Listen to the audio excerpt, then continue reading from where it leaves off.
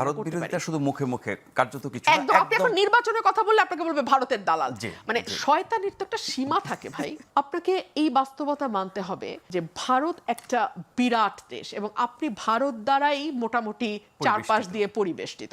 So আপনি আসলে তার সঙ্গে কতটা বার্গেইনে যেতে পারবেন, নরমে গরমে তার কাছ থেকে কতটা আদায় করতে পারবেন, সেটাই হচ্ছে আপনার কূটনৈতিক দক্ষতা।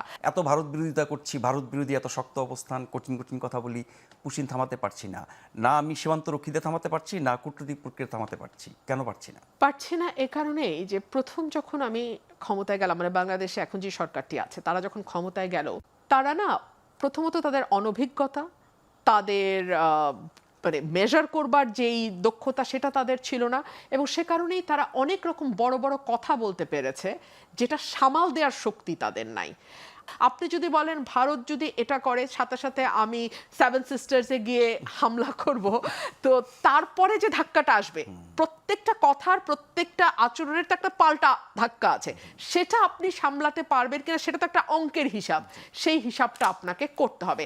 আমরা কি 15 বছর ধরে ডক্টর মোহাম্মদ ইউনূস তো তার ব্যবসা চালিয়ে গেছেন, আমরা তো বর্ডার কিলিং নিয়ে চিৎকার এখন করেছি, ব্যবসা আমরা সম্প্রসারিত হচ্ছে। এখন সম্প্রসারিত হচ্ছে, এখন বিশ্ববিদ্যালয় খুলছে, ডিজিটাল ওয়ালেট হচ্ছে, এখন জনশক্তি ম্যান পাওয়ার রপ্তানি। অ্যাবসলিউটলি, এখন তো ব্যবসায়ী ব্যবসা এবং সবকিছু করমুক্ত হয়ে যাচ্ছে, 666 কোটি টাকা মৌকুফও হয়ে যাচ্ছে। তো সেই দিকে আর নাই যাই।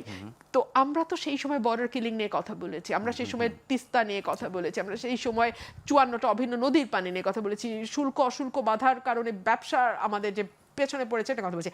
এই যে ডক্টর ইউনূস আজকে 10 মাস একটা চুক্তি কি বাতিল করেছে? এত অসম চুক্তি আমরা ভারতের সঙ্গে করেছি, একটা চুক্তিও কি বাতিল করেছে? করে নাই। ভারতীয়রা বাংলাদেশে ভিজিটার্স ভিসায় এসে কাজ করে এবং কাজ করে পুরো টাকাটা তারা হুন্ডির মাধ্যমে ভারতে নিয়ে যায়।